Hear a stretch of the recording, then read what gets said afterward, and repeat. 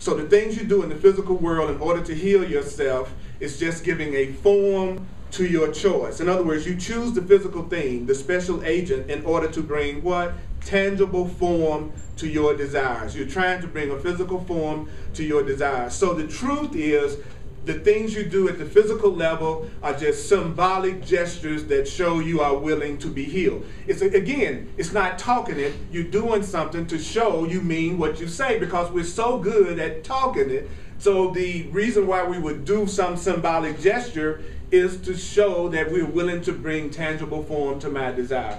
If I say that I'm through attacking people in a relationship, then my taking anger management classes are my way of giving tangible form to that desire. That's my gesture to show I'm not just talking it, I'm willing to do it.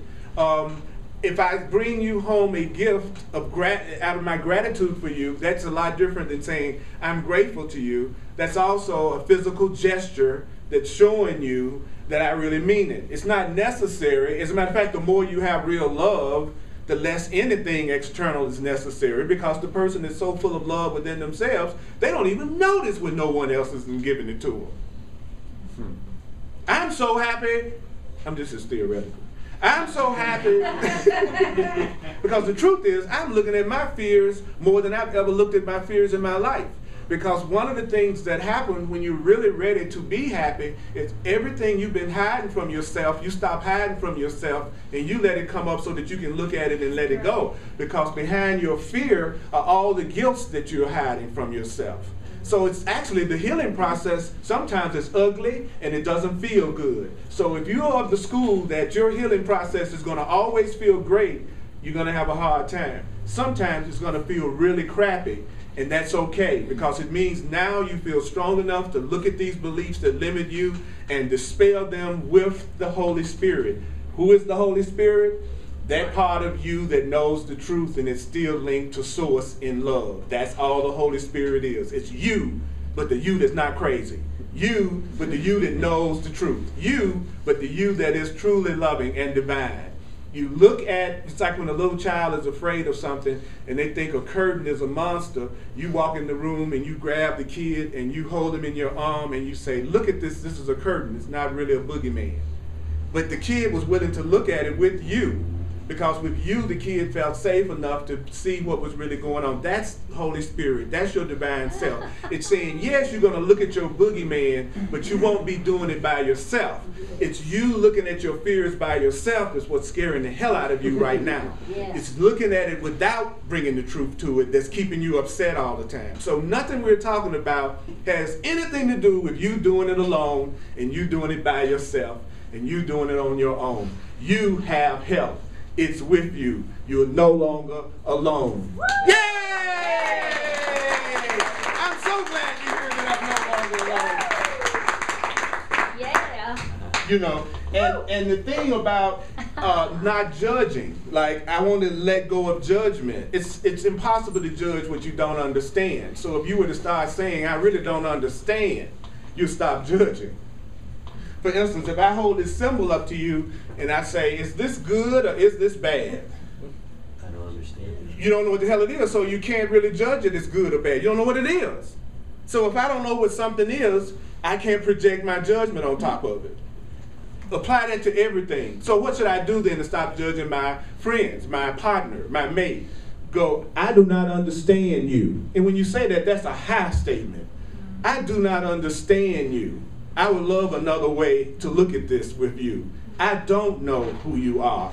I want to see who you are. How do you feel about this? If you whip someone and they never ask you any questions, they already think they know you. And if they already think they know you, then they have totally limited who you are within a little box that they need you to be in for them to feel safe. I love it when someone asks me questions. If I go out with someone and at no point they ask me any questions about anything, then that's a red flag for me. You don't know me, so why don't you ask me some questions? And then, even more than that, if you ask me, I'll tell you, and just believe it. Depends on what the outcome of the date is. Depends on the outcome of what the outcome. What you want the outcome to be. It depends whether you do what. whether you want them to ask questions about you or not. Yeah, because if there's some things you don't want them to know so that you can have the outcome that you think you want to have, then you don't want too many questions being asked. Now it's just the opposite for me. It's like ask me as many questions as you can, so that I can tell you the truth about me as fast as I can, so you can make an informed decision as quickly as you can about how close you want to get to me, so that we can save some freaking time. I like it, you know, because I'll tell you what I believe is. Therefore, if it's not what you are about, then you can bless me and I can bless you and you can move on, and then that creates a vacuum which the universe abhors, to fill that space in with someone or something that would be perfect for me. I like that approach. Yeah. What do you think about that? I like it. Yeah, but so the truth is, please invite people to ask you questions about who you are and what you think, because then you won't go through the suffering. I love it. So the Course says that the aids are not really needed at all, that you could really have the peaceful mind without any of the things that you do on the outer. You could really be happy about your life regardless of what's going on the outer. That's what Christopher Reed showed us. I thought so beautifully. He was a man with no physical use of his body, and he was more positive and more loving than most people I know who have the full use of their body. So that proves to us right there that happiness is a state of mind, that it doesn't have anything to do with your physical condition. Whew! So what would happen if you were just happy anyway, and you were completely generating your joy from within, which you hear a lot about, and that really was your natural state, and you chose to experience some things in the physical world just for the experience of it, just for the joy of it. I'd like to go to Hawaii just for the experience of it. Not because if I don't go, I'm going to be all messed up with sadness. But I would just like to have that experience. That's why I tell people in my life what I like and what I prefer, but I'm not going to withdraw my love because they don't do it. But don't expect me to act as excited either. Did you hear that? Yeah. I'm not, just because, you don't have to do it, but then if you do, you'll be glad you did. But only if you want to do it. Because you can't fully enjoy something that's not an experience of total willingness. So the more awake you become, the more you want everybody around you to do what they want to do first.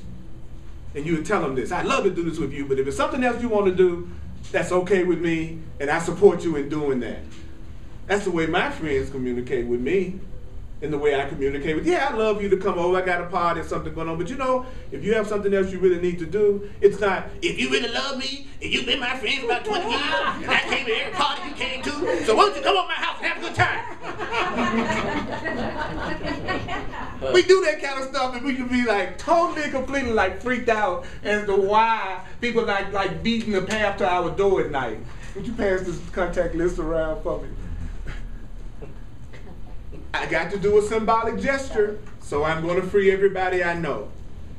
I'm not holding any of you all responsible for my happiness. Wow. Okay? Okay? All right? You're not responsible for my joy. No. Okay? Is that okay? That's okay. Is that cool? That's true. Okay. And I also don't see myself as responsible for yours. Right. Is that okay? Yeah. Can I be myself, and those who appreciate me the way I am and who learn from me the way I am and love me the way I am, I would love it if you would appreciate me, and that would be a cool thing. That would be okay. But if you don't, that's okay too. That way you can really enjoy me, because now you don't even have to love me. That's okay. Is that okay? None of you all have to love